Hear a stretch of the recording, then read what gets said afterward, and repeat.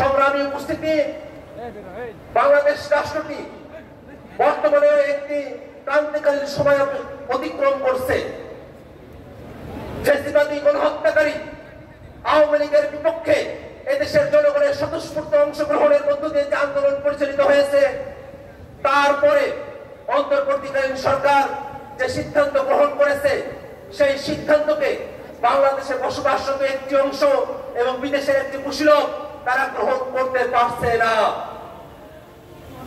আওয়ামী লীগের কার্যক্রম নিষিদ্ধ হওয়াকে যারা গ্রহণ করতে পারছে না, আমরা তাদেরকে বলতে চাই, বাংলাদেশে গণহত্যাকারী ফ্যাসিবাদী জুলুমবাজ স্বৈরতান্ত্রিক কোন শক্তিকে আপনারা কি আবার পুনরুজ্জীবিত করতে চান?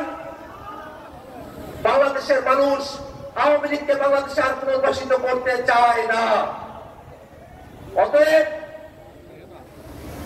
জাতীয় নাগরিক পার্টি এবং জাতীয় যুব শক্তি সহ বাংলাদেশের ফ্যাসিবাদ বিরোধী প্রত্যেকটা পক্ষকে আমরা আহ্বান জানাতে চাই, ফ্যাসিবাদের বিরুদ্ধে, জুলুমবাজের বিরুদ্ধে, স্বৈরতন্ত্রের বিরুদ্ধে মতাদর্শিক ভিন্নতা থাকা সত্ত্বেও সকল ফ্যাসিবাদ বিরোধী শক্তিকে ঐক্যবদ্ধভাবে লড়াই জারি রাখতে হবে।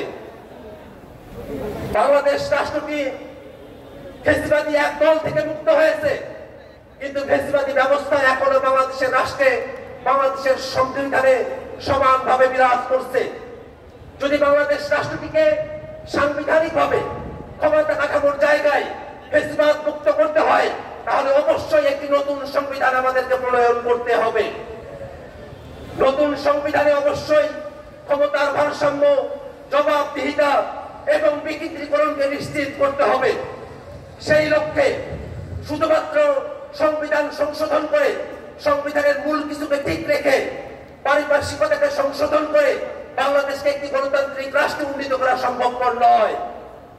আমরা আজকের এই আত্মপ্রকাশ অনুষ্ঠান থেকেও দাবি জানাতে চাই, বাংলাদেশ রাষ্ট্রটিকে পরিপূর্ণভাবে গণতান্ত্রিক রাষ্ট্রে উন্নীত করার জন্য অবশ্যই নতুন সংবিধানের স্বার্থে একটি গণপরিষদ নির্বাচন আয়োজন করতে হবে।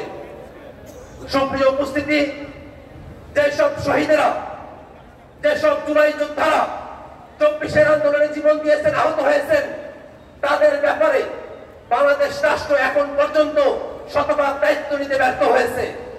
আমরা সরকারের কাছে আহ্বান রাখতে চাই, জুলাই যোদ্ধা এবং জুলাই শহীদেরা, তাদের পরিবারকে যথোপযুক্ত রাষ্ট্রীয় মর্যাদা এবং সুযোগ সুবিধা প্রদান করতে হবে। সে জুলাই যুদ্ধের সময়, অভ্যুত্থানের সময় জগন্নাথ বিশ্ববিদ্যালয়ের ভাইয়েরা, জগন্নাথ বিশ্ববিদ্যালয়ের শিক্ষার্থীরা যে গুরুত্বপূর্ণ ভূমিকা পালন করেছে, সেটাকে ভুলে যাওয়ার কোনো সুযোগ নেই।